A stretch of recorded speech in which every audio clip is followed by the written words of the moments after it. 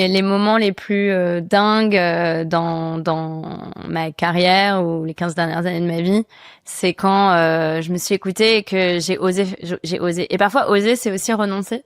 Par exemple, quand j'ai fini à la French Tech, c'est des mandats de 3 ans. Quand j'ai fini mon mandat de 3 ans à la French Tech, on m'a proposé de reprendre 3 ans de plus. Et j'ai adoré ces fonctions. C'était génial. J'avais l'impression d'être hyper utile pour mon écosystème, enfin pour toutes les entrepreneurs, les entreprises en France, de parler d'innovation, des sujets que mais j'ai senti que la meilleure façon de contribuer pour moi serait de faire autre chose dans l'action publique. Et donc j'ai osé dire non, je vais pas refaire, même si ça serait très confortable, très satisfaisant, très utile. Parce que je pense que été nommée d'ailleurs. Et finalement j'ai été nommée ministre. Et puis quand j'ai été nommée ministre, il y avait 12 000 raisons de dire non, même si je pense qu'on ne dit jamais non quand on nous propose des responsabilités comme ça, parce que c'est plus grand que toi et le pays t'appelle, bien sûr t'y vas.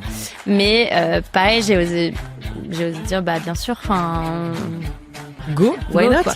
Voilà, donc je pense qu'il faut oser, et parfois ça marche pas, et dans tous les cas, je crois qu'on apprend quelque chose.